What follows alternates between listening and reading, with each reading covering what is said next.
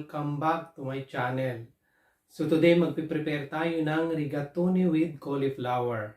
So kung kayo bago sa aking channel, huwag kakalimutang mag-subscribe down below and hit notification bell at para lagi kayong update sa aking mga susunod na vlog. Okay, start na tayo sa mga ingredients. So this recipe is very easy to prepare. Okay, let's start. Okay, the ingredients are the cauliflower. I have here 3 kinds of cauliflower. The normal one, then the violet or ube, kulay ube, and then the yellow-orange. Meron din akong 150 grams na rigatoni. You can use other kinds of pasta. And 200 grams of pork and 2 cloves of garlic. So first we're going to do is to cook the cauliflower. Let's start to cut it. Okay, we cut already the cauliflower. So look at this. It looks gorgeous, amazing.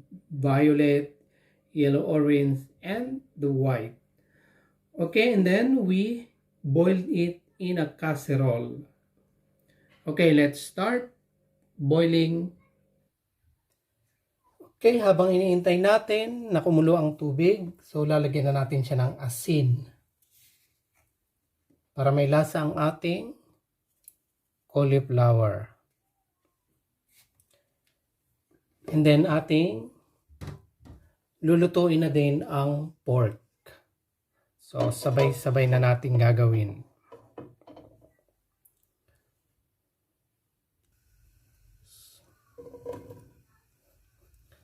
Ating isasangkot sa ang ating pork.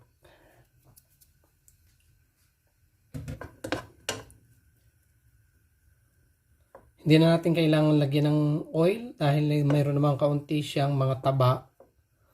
So maya-maya may lalabas na rin yung pinaka langis niya.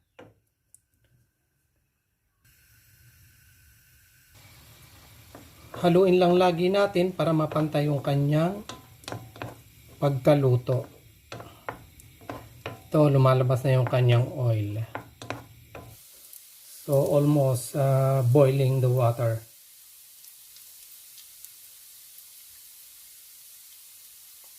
So, okay.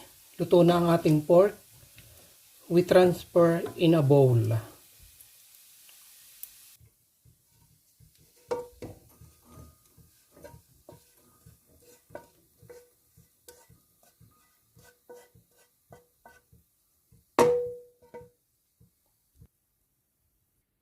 So after na maluto natin ang pork, so ating isasangag ang almonds.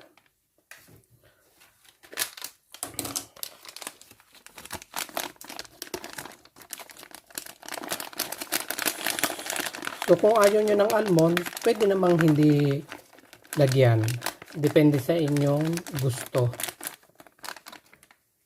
So magkaiba siya ng gayat. Okay, ang almonds natin ay golden brown na. So, itatransfer natin siya sa isang bowl.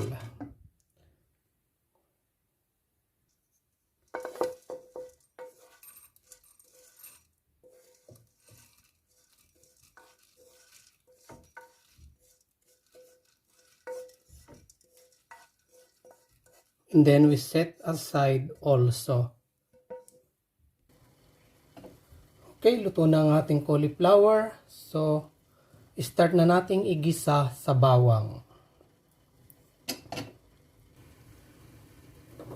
Okay, lagyan natin ng kaunting oil.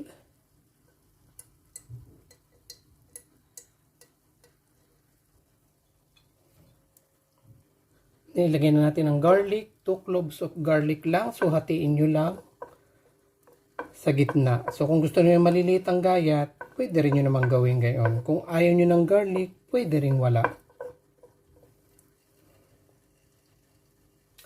So, kapag medyo fry ng kaunti ang bawang, lagyan natin siya ng kaunting pork na niluto natin kanina.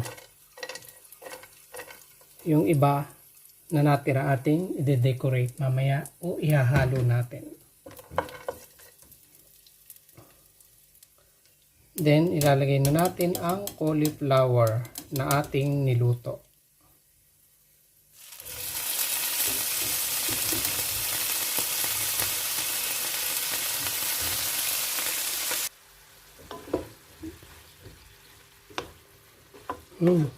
Smells so good.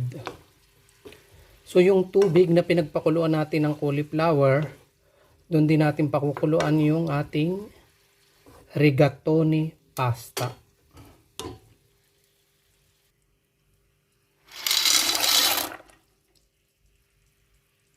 So kapag naigisa na natin sa bawang at sa meat yung ating cauliflower, lalagyan din natin siya ng almonds. Kalahati ng almonds na ating niluto. So guys, itong recipe ito ay masustansya. Gulay at almonds. And then we mix to absorb well ng mga ingredients na ating pinagsama-sama.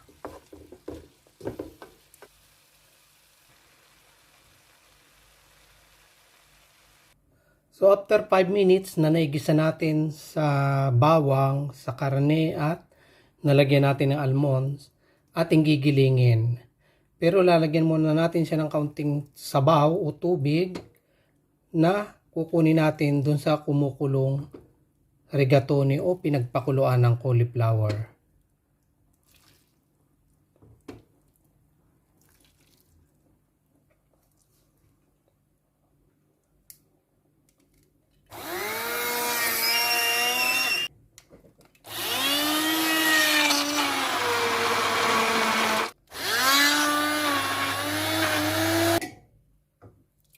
Okay guys, nagiling na natin. Dagdagan ng kaunting tubig para hindi sobrang lapot. Ito na yung pinaka-sauce natin sa rigatoni.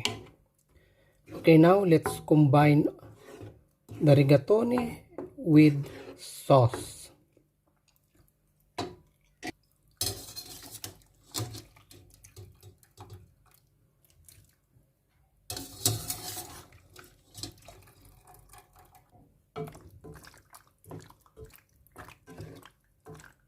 Then, lalagyan natin ng parmesan cheese.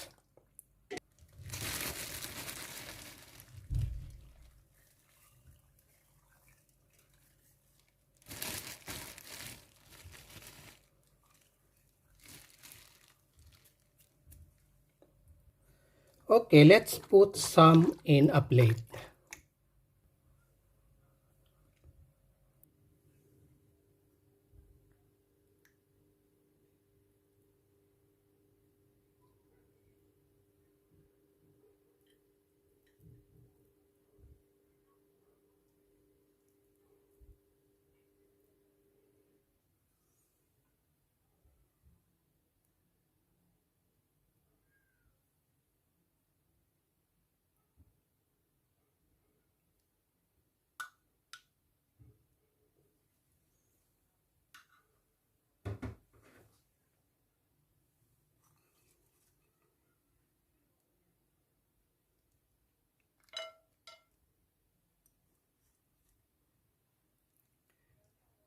Smells so good.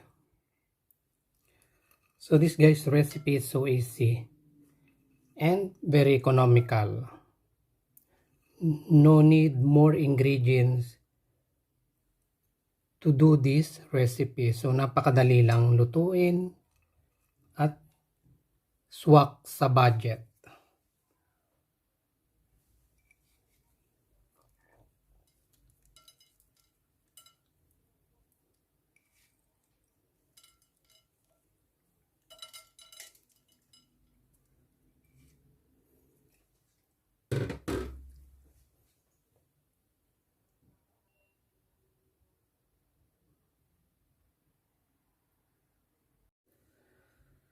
Okay guys, cauliflower with rigatoni and almonds is ready.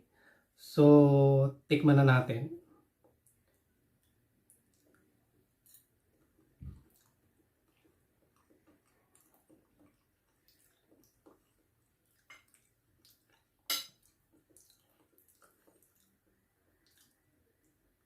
So delicious. So a combination is perfect. So thank you so much, guys. So if you're not yet done to subscribe my channel, don't forget to click it up. So till next time. Bye.